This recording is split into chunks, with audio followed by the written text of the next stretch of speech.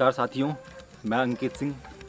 आज हमारा देश और संपूर्ण विश्व कोरोना वैश्विक महामारी से गुजर रहा है, जिसके चलते संपूर्ण देश में लॉकडाउन किया गया है और लॉकडाउन के चलते कई लोगों के व्यवसाय छिन चुके हैं।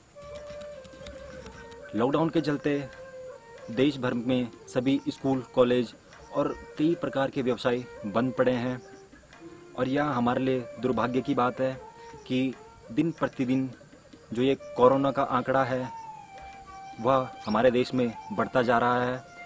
मैं आशा और उम्मीद करता हूँ कि आप लोग अपने घरों में सही सलामत होंगे और मैं आपसे निवेदन भी करता हूँ कि इस घड़ी में अपना और अपने परिवार का ख्याल रखें और घर पर रहें और सुरक्षित रहें।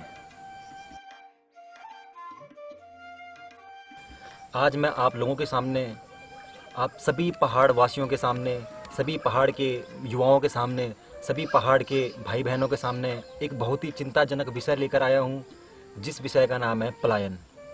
आप सभी लोग जानते हैं पहाड़ों से, गांवों से बहुत अधिक मात्रा में पलायन हो रहा है। आखिर इसकी वजह क्या है? उत्तराखंड राज्य को बने हुए 20 साल हो गए हैं, परंतु इन 20 सालों में राज्य के पर्वतीय इलाकों से बहुत अधिक मात्रा में और बहुत तेजी गति से पलायन होता जा रहा है। उत्तराखंड राज्य में पलायन एक बड़ी समस्या के रूप में उभर कर सामने आया है, जिस कारण गांव के गांव खाली हो चुके हैं। जिन गांवों में पहले चकाचौंध रहती थी, आज वो गांव वीरान नज़र आते हैं। वहाँ गिने चुने लोग ही दिखाई देते हैं। जिन घरों में पहले चूल्हे जलते थे, जिन घरों के आंगन में लोग सारा दिन बैठा करते थे, आज उन घरों में ताले लगे हैं। आज वो घर खंडर नज़र आते हैं।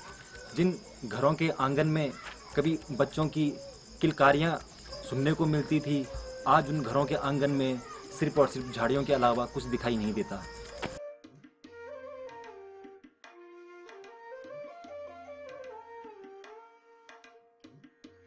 लोग इतनी अधिक मात्रा में पलायन कर रहे हैं।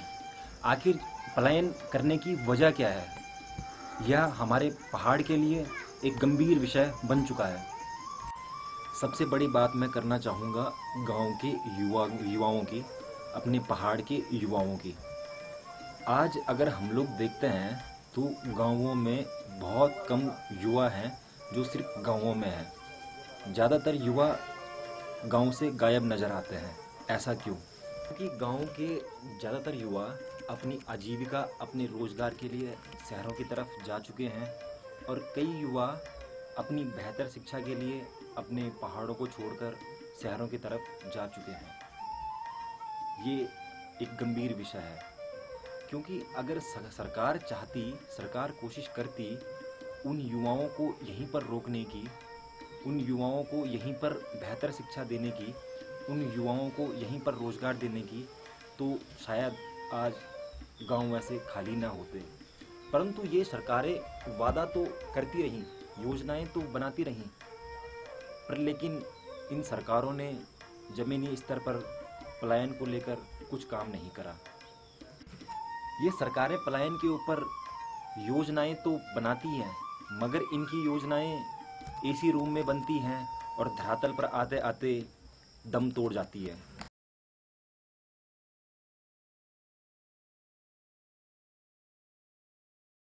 लगी म्यारा मैत की बड़ी बड़ी है गिरी तूरी तू चैत की घुघुती खुरोण लगी म्यारा मैत की बड़ी बड़ी है गिरी तूरी तू चैत की ऋतु चैत की डांडी काठियों को यूं गोई के होलू म्यारा मैत को बोड़ मोरे के होलू डांडी काठियों को यूं गोई के होलू म्यारा मैत को बोड़ मोरे के होलू चखुला खोलू छोड़ी उड़ना वाला चखुला खोलू छोड़ी उड़ना वाला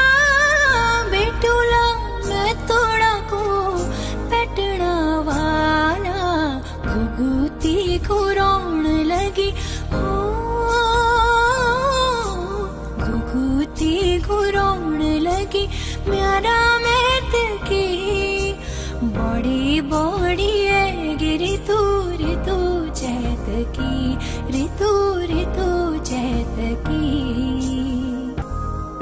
तिबरी मां बैठा वाला बाबा जी उदास बाटू ही नी होली माज लगी होली सांस तिबरी मां बैठा वाला बाबा जी उदास बाटू ही नी होली माज लगी होली सांस कब म्यारा मैतियो जी दिशा भेटियाला कब म्यारा मैतियो जी दिशा भेटियाला कब म्यारा भाई बहनों की राजी खुशियाला घुघुती खुरोण लगी हो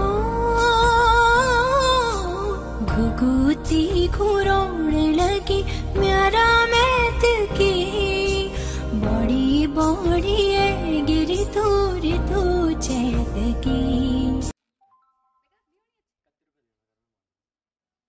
अब मैं बात करना चाहूँगा पलायन के कारणों की। पलायन के जो मुख्य कारण हैं, सबसे पहला कारण है कि पहाड़ों में आजीविका के अवसरों में कमी, क्योंकि पहाड़ों में रोजगार है ही नहीं। और जो बाकी पलायन के मुख्य कारण हैं वो हैं बेहतर शिक्षा, बेहतर स्वास्थ्य का ना हो पाना। इन सभी कारणों से हमारे पहाड़ों में पलायन बढ़ा है। रोजगार का ना हो पाना पलायन की एक मुख्य वजह है। मैं बात करना चाहूँगा रोजगार की। 20 साल उत्तराखंड राज्य को बने हुए हो गए, परंतु इन 20 सालों में सरकार पहाड़ों में रोजगार के कोई भी साधन नहीं ला पाई है, जिस वजह से पहाड़ के लोगों को अपनी आजीविका के लिए, अपने रोजगार के लिए शहरों की तरफ भागना पड़ता है। क्या इसी दिन के लिए पृथक राज्य की मांग करी थी कि हमारी पहाड़ की स्थिति जैसी की तैसी रहे, उसका कोई विकास ना हो पाए। अब मैं बात करना चाहूँगा पहाड़ में शिक्षा की। बेहतर स्कूल, बेहतर कॉलेजों का ना हो पाना पहाड़ में पलायन की एक मुख्य वजह है। पहाड़ों में स्कूल तो हैं, मगर बच्चों को स्कूल जाने के लिए कई किलोमीटर की पैदल दूरी तय करनी पड़ती है। जैसे तैसे बच्चे सरकारी स्कूल से 12वीं पास तो कर लेते हैं, परंतु जब 12वीं पास करने के बाद उन्हें कोई कोर्स करना होता है तो उसके लिए उन्हें शहरों की तरफ ही भागना पड़ता है, क्योंकि हमारे पहाड़ों में ये सारी सुविधाएं उपलब्ध नहीं है। अगर हम बात करें दूरस्थ गांव में स्थित स्कूलों की, तो आज की तारीख में कोई भी अध्यापक दूरस्थ क्षेत्र में अपनी सेवाएं नहीं देना चाहता है, और अगर कोई दे भी रहा है तो उसके दिमाग में सिर्फ और सिर्फ एक ही बात चलती है कि जैसे तैसे करके वह अपना ट्रांसफ़र किसी शहरी भाग में करवा दे। यदि सरकारों ने शिक्षा के प्रति ध्यान दिया होता तो आज ऐसी नौबत ना आती। हमारे पहाड़ के बच्चे अपने स्वर्ग कहे जाने वाले पहाड़ को छोड़कर शहरों में जाकर ना पढ़ते। अब मैं बात करना चाहूँगा पहाड़ में हॉस्पिटल्स की, पहाड़ में स्वास्थ्य की। उत्तराखंड के पहाड़ों में अच्छी स्वास्थ्य सेवाओं का ना हो पाना भी पलायन की एक मुख्य वजह है। यहाँ पर सरकार ने हॉस्पिटल तो खोले हैं, मगर जब उन्हें हॉस्पिटलों में देखा जाता है तो वहाँ पर डॉक्टरों की कमी है। हॉस्पिटलों में टेस्टिंग की सुविधा उपलब्ध नहीं है। यदि अगर पहाड़ों में कोई गंभीर बीमारी या कोई बड़ी बीमारी किसी व्यक्ति को लग जाती है और वह अपने सरकारी अस्पताल में जाता है, तो उसे सिर्फ और सिर्फ एक ही जवाब दिया जाता है कि आप रेफ़र हो जाओ यहाँ से देहरादून या यहाँ से किसी भी दूसरे हॉस्पिटल में। इन्हीं सभी सुविधाओं की कमी के कारण से हमारे पहाड़ों से पलायन किया जा रहा है। इतनी सरकारें आई और गई, परंतु किसी ने भी इन सभी कारणों के ऊपर जरा सा भी ध्यान नहीं दिया और इन सभी कारणों पर जरा सा भी कार्य नहीं करा। यदि सरकार ने इन सभी कारणों पर ध्यान दिया होता, यहाँ पर शिक्षा के लिए सारे कुछ काम किए होते हैं, यहाँ पर स्वास्थ्य के लिए काम किए होते हैं, लोगों को रोज़गार के लिए कुछ काम किए होते, तो शायद आज ऐसी नौबत ना आती कि हमारे गांव खाली होते। और सबसे बड़ी दुर्भाग्य की बात यह है कि सरकार ने पहाड़ों में इतने स्कूल, इतने हॉस्पिटल नहीं खोले हैं जितने कि शराब के ठेके खोले हैं। और भी ऐसे कारण हैं जैसे बिजली, पानी, सड़कें आदि, जिन वजह से पलायन हो रहा है। अगर हम बात करें गांव की खेती की, तो पलायन का असर जो है वो हमारे गांव की खेती पर भी बहुत बुरा पड़ा है, क्योंकि जो खेत पहले फसलों से झूमते नजर आते थे, आज वो खेत बंजर दिखाई देता है। यदि इसी तरह से पलायन होता रहा तो पहाड़ों में आने वाले भविष्य के लिए यह शुभ संकेत नहीं है। जल्द से जल्द सरकार को पहाड़ों से हो रहे पलायन पर ध्यान देना चाहिए और पलायन पर कार्य करना चाहिए।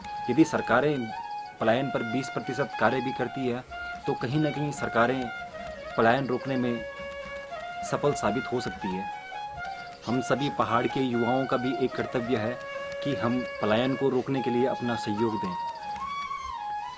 यदि आपको भी पहाड़ से पलायन के कुछ और अन्य कारण नज़र आते हैं तो कृपया कमेंट बॉक्स में ज़रूर अपना सुझाव दें। जय हिंद, जय भारत, जय उत्तराखंड, जय पहाड़।